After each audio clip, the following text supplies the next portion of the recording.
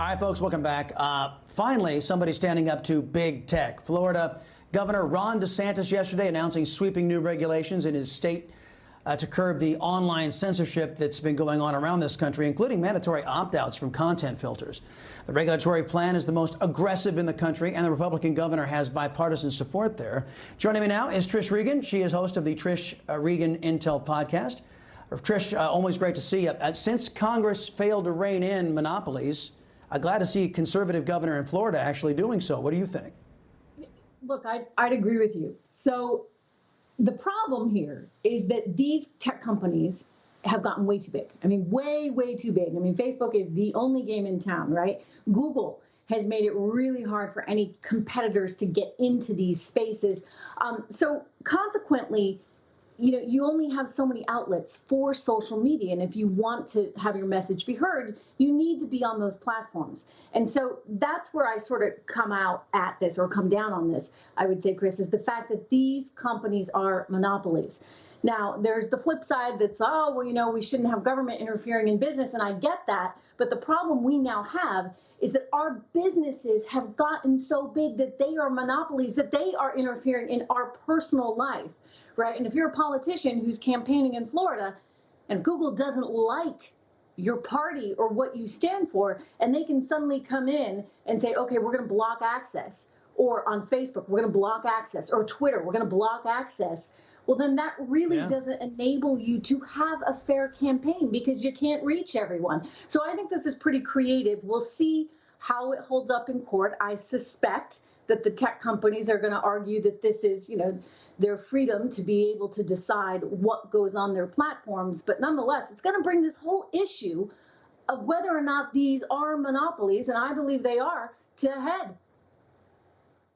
No kidding. I'm with you. It's one thing to compete with somebody. It's another thing to use your monopoly position to keep them out of the market, to stop them from competing with you. One is American, one is anti-American, and that's how I feel about this. Speaking of anti-American, I want to play this soundbite for you. This is Amanda Ensing.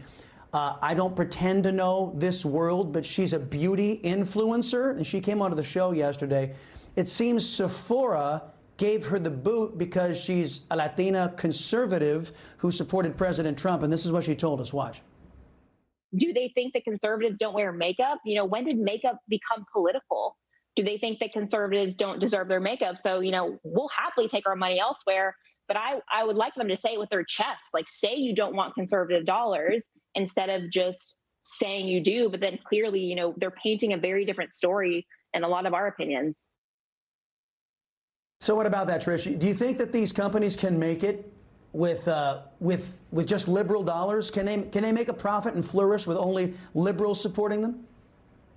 So they're leaving out half the country, right? That's what you're telling me. Look, conservatives buy things too, guys. So conservatives, Sephora needs to know this. Conservatives like makeup too, and you know you're being pretty short-sighted if you're just going to ignore an entire group because you're so scared about the political environment that we're in.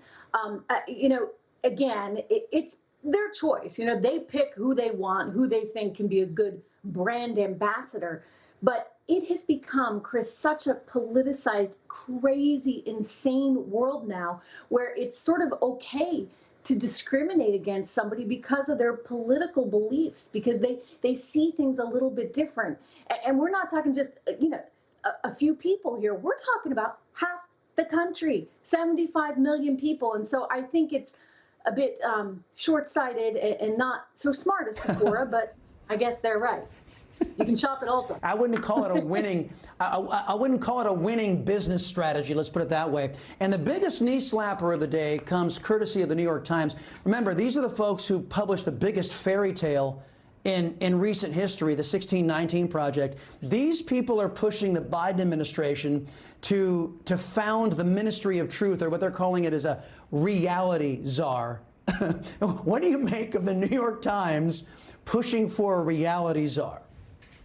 I think it's wild. I think it's actually really dangerous. And by the way, realities are, Chris, their words, not yours, not mine.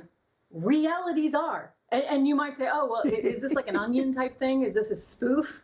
Like, this is a paper that has a long and storied history that should be standing up for the First Amendment, that should actually care about journalism and the freedom of the press and freedom of speech. And here they are saying they want somebody in the administration. To be fair, it was their author, but they did choose to publish this piece. And this particular author interviewed a whole bunch of people that totally agreed with him, a bunch of academics that said, yeah, we need a reality czar because you have so much disinformation, which can lead to extremism, which could lead to terrorism. I mean, these are some really strong words that they're using for people that they don't want to hear from. And so the idea that you're going to use some kind of ministry of information, right, that Biden should have a quote unquote reality czar to make sure that people are not reading and talking about things that are not true. I mean, that's pretty wild. And don't forget, you know, Chris, it doesn't have to be political here, and it's not. These are our basic freedoms, and our Constitution allows for us to have this freedom of speech and not have interference from the government. And so that could turn very quickly, right? Suppose you have somebody that doesn't get along with liberals in the Oval Office. They could then use that Ministry of Information against them. So it works both ways, and we need to be thoughtful, frankly, about our future here.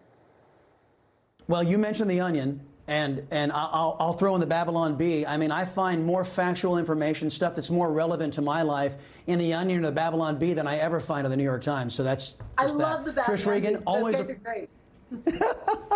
Trish Regan, thank you very much, lady. Appreciate the time. You just watched Newsmax TV, America's fastest growing cable news channel, now in more than 70 million homes. You can get Newsmax TV on your cable system or check your cable guide. And if your system doesn't carry Newsmax, call them, tell them you want Newsmax TV, because we're real news for real people.